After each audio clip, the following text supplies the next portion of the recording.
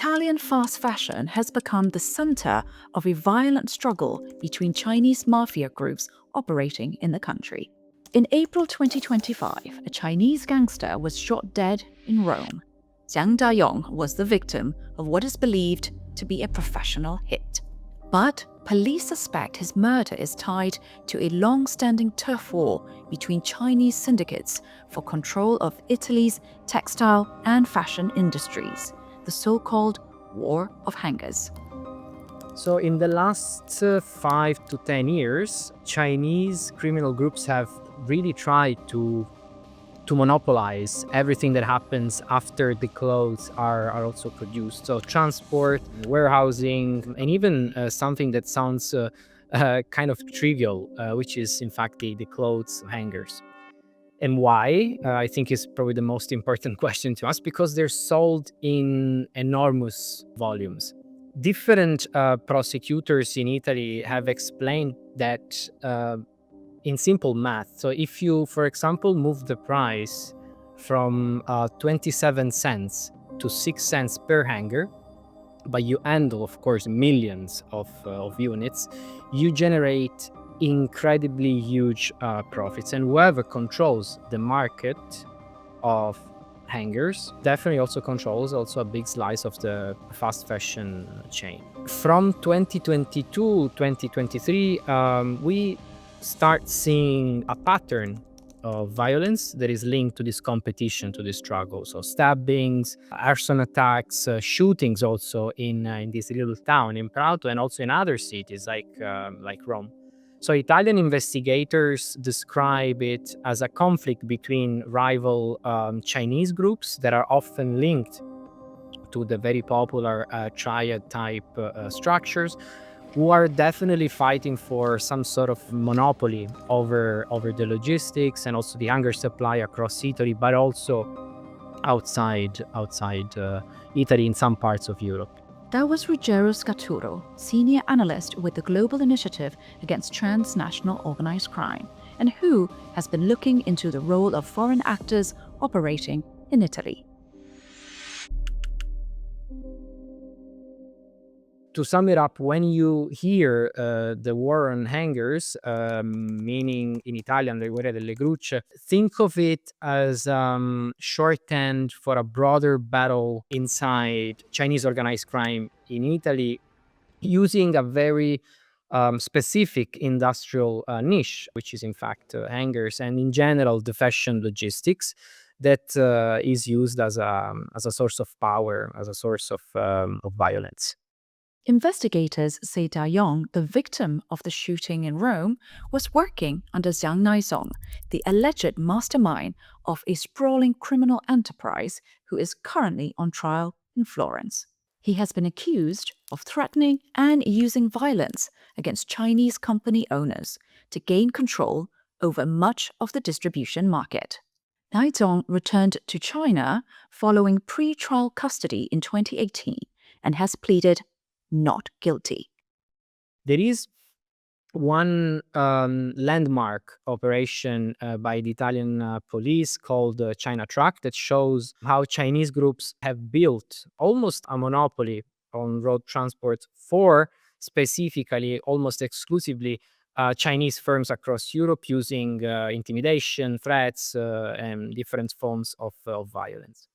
The case, which was European, was led by the Florence anti-mafia prosecutor office, with support, of course, on national anti-mafia structures.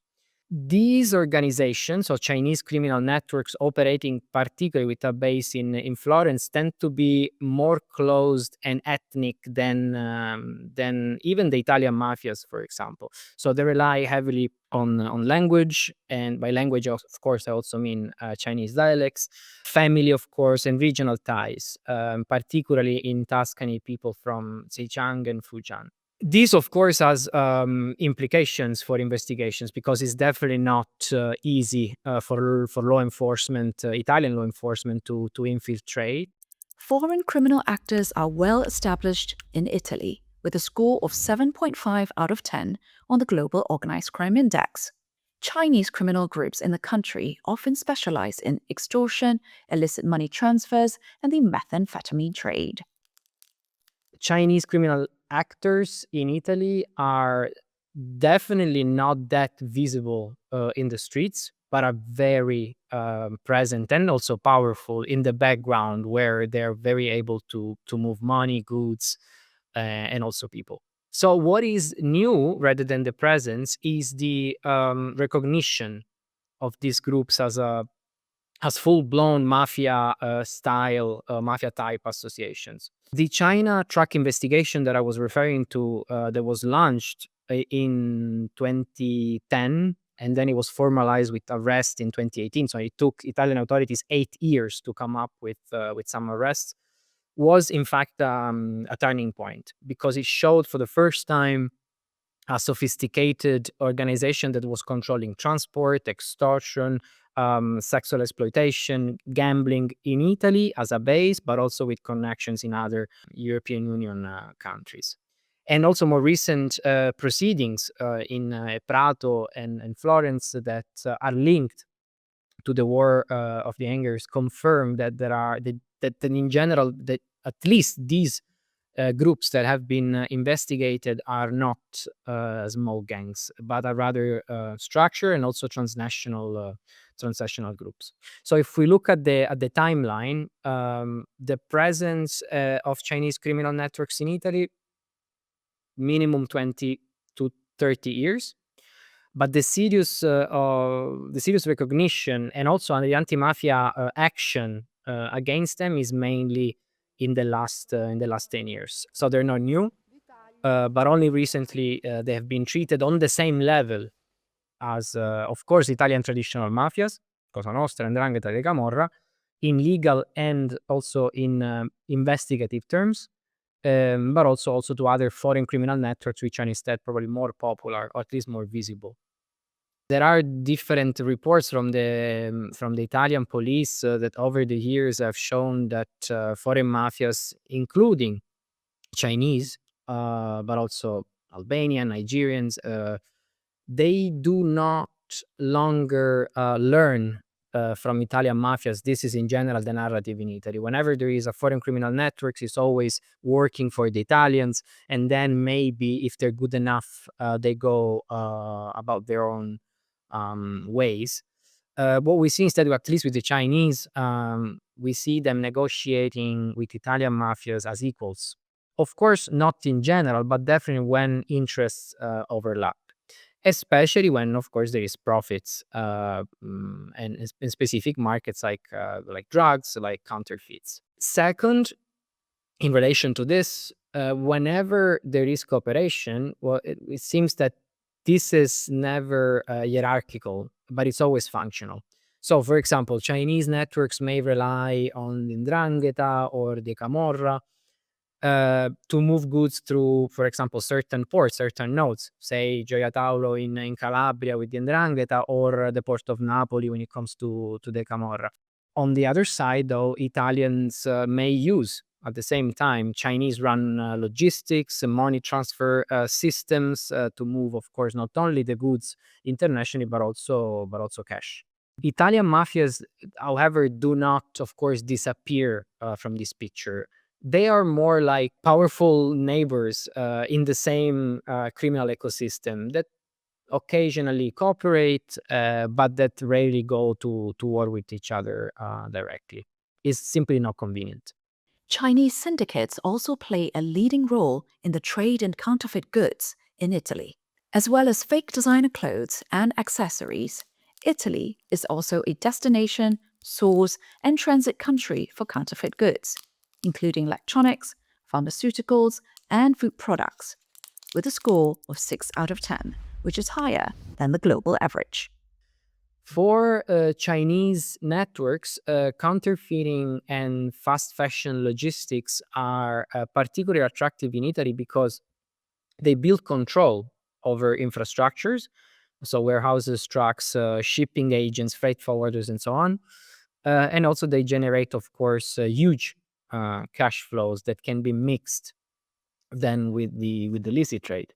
So, if you map consequently who controls the counterfeit supply chain, you're probably also mapping who has access to ports, warehouses, local politics, and local administrations, and so on. Chinese criminal groups often use shell companies or collude with private companies to distribute counterfeit items. According to the Global Organized Crime Index, countries with high levels of counterfeit activity tend to have a high presence of overlapping criminal markets too, sharing networks, routes, and financial flows. So, I mean, I think it's undeniable. When you see where you see a lot of fakes, you usually see a lot of other illicit commodities, and that's because once you have the established trafficking routes to move trucks or containers in this case, then when you have, or at least you can rely on corrupt contacts in customs or border forces in general, ports, or even local administration, and also when you have the financial channels as well to launder profits, then you can use basically the same infrastructure for many different illegal products, weapons, drugs, tobacco, but even trafficked, for example, people as well. Chinese groups have achieved a real power position in Italy. Some investigators speak of a cupola, to quote the Cosa Nostra's organization. So basically, a sort of Chinese mafia leadership that is rooted in Florence, between Florence and Prato, but it has branches across Italy and also going north to other European countries. You have figures like Zhang Naizhong, who are described as the boss of the bosses in court documents. So their influence shows up in general, Chinese influence as such, in first of all the ability to intimidate witnesses, also and interpreters. There was a trial of Chinese crime gangs in Prato, which has been blocked for years because, despite the huge Chinese community in Prato, it was impossible to find interpreters. You can guess why. Then the control of informal banking and cash transport networks between Italy and East Asia. And then the capacity, of course, to shape parts of the labor market, especially when it comes to subcontracting for fashion brands. So the influence is real, but it's not uncontested. It depends heavily on whether Italian institutions manage to enter such spaces and really protect the people that decide to speak up. Thank you to Ruggero Scaturro for joining me on this episode of The Index. If you'd like to learn more about Chinese foreign actors operating in Italy, head over to the Global Organized Crime Index, ocindex.net. And for more updates on organized crime trends across the world, don't forget to subscribe. I'm Thin Lewin. Thank you for watching.